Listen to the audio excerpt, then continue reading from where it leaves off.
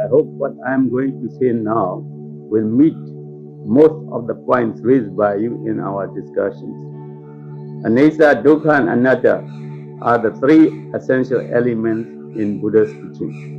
If you know Anicca truly, you know Dukkha also as its equal, and Anatta as the ultimate truth. It takes time to understand the three together. Anicca is, of course, the essential factor which must be first experienced and understood by practice. A mere reading of the books on Buddhism or book knowledge of Buddha Dhamma will not be enough for the understanding of true Anicca, because the experiential aspect will be missing. It is only through experience and understanding of the nature of Anicca as an ever-changing process within your very self that you can understand Anicca in the way Buddha would like you to understand. This understanding of Anicca can be developed, as in the days of Buddha, by persons who have no book knowledge whatsoever of Buddhism. To understand Anicca, one must follow strictly and diligently the Eightfold Noble Path, which is divided into 3 steps of Sila, Samadhi, and Jñana. Sila, or virtuous living, is the base for Samadhi, control of mind to one-pointedness. It is only when Samadhi is good that one can develop Jñana. So, Sila and Samadhi are the prerequisites for Jñana. By Jñana is meant the understanding of Anicca, Dukkha and Anatta through the practice of Vipassanā. Whether a Buddha has arisen or not, this practice of Sila and Samadhi are present in the world of mankind. In fact, they are the common denominators of all religious faith. They are, however, not the means for the end, that is, the end of suffering. In his search for this end of suffering, Prince Siddhartha found this out, and he worked his way through to find the path which will lead to the end of suffering. After solid work for 6 years, he found the way out, became completely enlightened, and then taught men and gods to follow the path which leads them to the end of suffering. In this connection, I should like to explain that each action, either by deed, word, or thought, leaves behind a force of action, sankhara, or karma in popular terms, which goes to the credit or debit account of the individual according as the action is good or bad.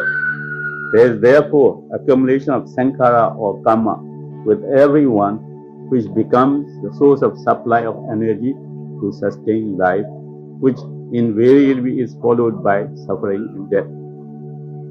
It is by the development of power inherent in the understanding of Anicca, Dukkha and Anatta that one is able to rid oneself of sankhara, which becomes accumulated in one's own personal account.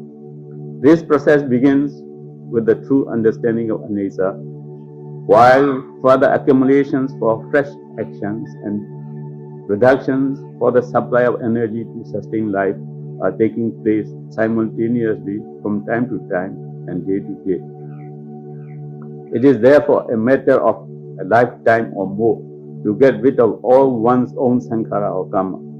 He who has got himself rid of all sankhara or karma comes to the end of suffering, because by them there is no remainder of his sankhara to give the necessary life energy to sustain him in any form of life. This end of the suffering is reached by the Buddha and the Arhats on the termination of their lives when they pass into pre-nibbana. For us today, who take to Vipassana meditation, it should suffice if we can understand Anicca very well and reach the stage of an Arya, a Sotapatti, who will not live more than 7 lives to come to this end of suffering. This Anicca, which opens the door to the understanding of Dukkha and Anatta, and then leads to the end of suffering eventually, can be encountered only through a Buddha, or after he has passed away, through his teaching for so long as that relating to the Eightfold Noble Path and the 37 factors of enlightenment, that is Bodhipatya, remains intact and available to the aspirant. For progress in Vipassanā meditation, a student must keep knowing anicca as continuously as possible. The Buddha's advice to monks is that they shall try to maintain the awareness of anicca or dukkha or anatta in all postures, whether sitting or standing or walking or lying down. The continuity of awareness of anicca and so of dukkha and anatta is the secret of success. The last word of Buddha just before he breathed his last and passed away into Mahaparinibbana was, decay or anicca is inherent in all component things. Work out your own salvation with diligence. This is in fact the essence of all his teaching during the 45 years of his lifetime. If you will keep up the awareness of anicca that is inherent in all component things, you are sure to reach the goal in the course of time. In the meanwhile, as you develop in the understanding of anicca, your insight into what is true of nature will become greater and greater. So much so that eventually you will have no doubt whatsoever of the three characteristics of anicca, dukkha and anatta. It is then only that you are in a position to go ahead for the goal in view.